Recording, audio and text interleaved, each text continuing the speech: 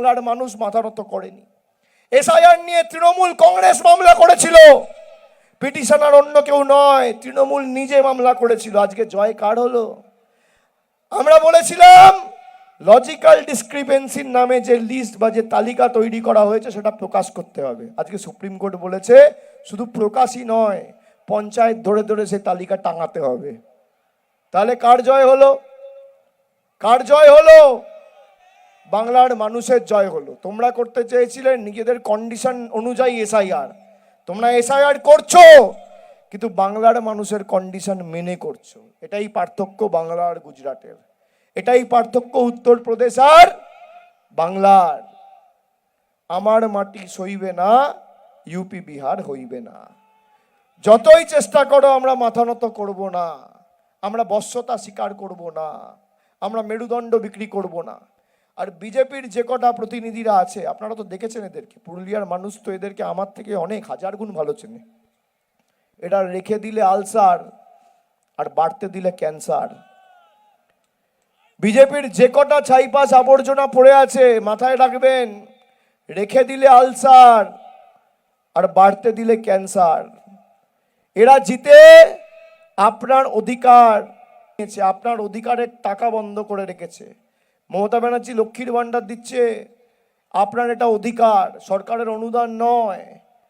বাড়িতে বাড়িতে মমতা বন্দ্যোপাধ্যায় পৌঁছে দিচ্ছে। বিজেপি 15টা রাজ্যে ক্ষমতায়, একটা রাজ্যে কোনো কন্ডিশন ছাড়া যত মহিলা আছে সবাইকে লক্ষ্মীর ভাণ্ডার দিয়ে দেখাতো। যত মহিলা আছে সবাইকে দিতে হবে, আমরা তো সবাইকে দিচ্ছি। এই যে বলছে আয়ুষ্মান ভারত, মমতা ব্যানার্জির সরকার নাকি করতে দেয়নি। পুরুলিয়ার ভাইয়েরা শুনুন, আপনার বাড়িতে যদি স্মার্টফোন থাকে, হাতে যদি স্মার্টফোন থাকে, বাড়িতে যদি টিভি থাকে, মোটর সাইকেল থাকে, রেডিও থাকে, বাড়িতে পাকা ছাদ হয়, আপনি আয়ুষ্মান ভারতের কোনো লাভ পাবেন না। আপনাদের কাদের হাতে ফোন রয়েছে, স্মার্টফোন রয়েছে? হাত তুলুন তো, হাত তুলুন তো সবাই, হাত তুলুন। কাদের হাতে রয়েছে? প্রায় 50% মানুষের হাতে স্মার্টফোন রয়েছে। যাদের হাতে স্মার্টফোন রয়েছে তারা কেউ আয়ুষ্মান ভারত পাবেন না। এই কন্ডিশনগুলো ভারত সরকার বেঁধে দিয়েছে, মোদী সরকার। আর মমতা বন্দ্যোপাধ্যায়ের স্বাস্থ্যসাথী আপনার হাতে ফোন থাকলেও পাবেন, না থাকলেও পাবেন। বাড়িতে টেলিফোন থাকলেও পাবেন, না থাকলেও পাবেন। স্কুটার মোটরসাইকেল থাকলেও পাবেন, না থাকলেও পাবেন। টিভি থাকলেও পাবেন, না থাকলেও পাবেন। বাড়িতে পাকা ছাদ থাকলেও পাবেন, না থাকলেও পাবেন। যদি বাংলায় আয়ুষ্মান ভারত করত তাহলে বাংলায় 10 কোটির মধ্যে 90 লক্ষ মানুষ আয়ুষ্মান ভারত পেত, 9 কোটি 10 লক্ষ মানুষ পেত না। আর মমতা বন্দ্যোপাধ্যায়ের স্বাস্থ্যসাথী 10 কোটি মানুষ পাচ্ছে, ছাদ থাকুক না থাকুক, মোবাইল ফোন থাকুক না থাকুক, কোনো কন্ডিশন নেই। এবার আপনারা বলুন তো আপনারা কি চান, স্বাস্থ্যসাথী না আয়ুষ্মান ভারত? এই জেলায় 28 লক্ষ মানুষকে স্বাস্থ্যসাথীতে ক্যাশলেস ট্রিটমেন্টের ব্যবস্থা করে দিয়েছে আমাদের সরকার। 10 পয়সার অবদান নেই মোদী সরকারের, 10 পয়সার। লক্ষ্মীর ভাণ্ডার দিতে সরকারকে প্রতি বছর 27,000 কোটি টাকা খরচা করতে হয়। জ্যোতির্ময় সিং মাহাতোকে বলুন যদি 10 পয়সার অবদান দেখাতে পারে, আমি রাজনীতি করব না লক্ষ্মীর ভাণ্ডারে। 10 পয়সার 27,000 কোটি টাকার মধ্যে। মিথ্যাবাদীদের দল, বড় বড় ভাষণ। এইবার আমাদের সকলকে ঐক্যবদ্ধ হয়ে লড়াই করতে হবে। এই লড়াই পুরুলিয়াকে জেতাতে হবে। সেই জন্যই আমরা বলেছি যতই করো হামলা, যতই করো হামলা, যতই করো হামলা, যতই করো হামলা। আর ট্রেন নিয়ে যা সমস্যা আছে, আমার কথা সবাই ভালো করে শুনুন। আমরা বলেছিলাম 100 দিনের লড়াই নিয়ে আমরা যত দূর যাওয়ার যাব।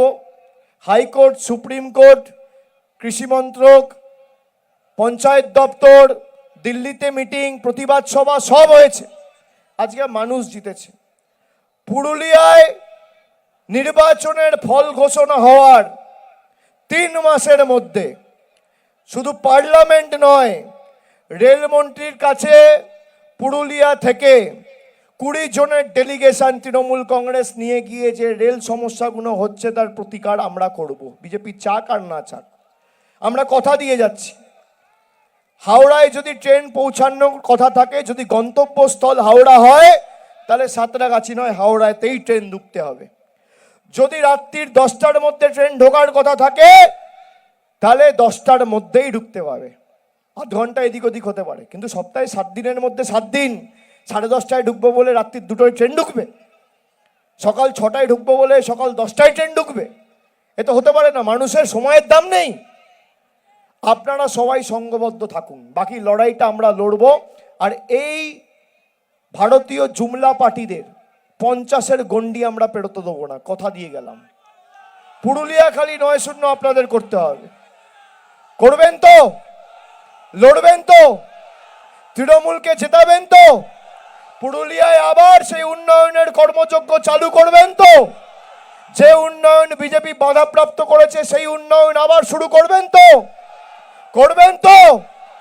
তৃণমূলকে জেতাবেন, জোড়া ফুলে ভোট দেবেন। আপনাদের যেভাবে বোকা বানিয়েছে 7 বছর ধরে, একইভাবে বোকা বানাবেন। বিজেপির লোক আসবে, অনেক টাকা পয়সা এরা ছড়ায়, নির্বাচনের সময় টাকা পয়সা দেবে, নিয়ে নেবেন, ঠিক আছে? দর করবে। কাউকে যদি 1000 টাকা বলে 10,000 টাকা চাইবে, 10,000 বললে 15 বলবে, 15 বললে 20 বলবে। পদ্ম ফুলের থেকে টাকা নেবে আর জোড়া ফুলে ভোট দেবে। যখন ব্যালট বাক্স খুলবে, পদ্ম ফুলের নেতারা যেন চোখে সর্ষে ফুল দেখে, এটা সুনিশ্চিত করতে হবে। করবেন? আমার সাথে জোরে বলুন, যতই করো হামলা আবার জিতবে, আবার জিতবে, আবার জিতবে, আবার জিতবে। 100 দিনে কে জিতলো? এসআইআর কে জিতলো? এদের সব আছে কিন্তু মানুষ নেই। সব আছে, টাকা আছে, পয়সা আছে, ইডি আছে, সিবিআই আছে, তল্পি বাহক আছে, এজেন্সি আছে, বিচার ব্যবস্থা আছে, সংবাদ মাধ্যম আছে, কিন্তু মানুষ নেই। আর তৃণমূলের কিছু নেই, কিন্তু সাধারণ মানুষ আছে। তাই যতই করো হামলা আবার জিতবে বাংলা, আবার জিতবে, আবার জিতবে, আবার জিতবে। মায়েরা দুয়ার তুলে আবার জিতবে, আবার জিতবে। বাংলার মানুষ মাথা নত করেনি। এসআইআর নিয়ে তৃণমূল কংগ্রেস মামলা করেছিল, পিটিশনার অন্য কেউ নয়, তৃণমূল নিজে মামলা করেছিল। আজকে জয় কার হলো? আমরা বলেছিলাম লজিক্যাল ডিসক্রিপেন্সির নামে যে লিস্ট বা যে তালিকা তৈরি করা হয়েছে সেটা প্রকাশ করতে হবে। আজকে সুপ্রিম কোর্ট বলেছে শুধু প্রকাশই নয়, পঞ্চায়েত ধরে ধরে সেই তালিকা টাঙাতে হবে। তাহলে কার জয় হলো? কার জয় হলো? বাংলার মানুষের জয় হলো। তোমরা করতে চেয়েছিলেন নিজেদের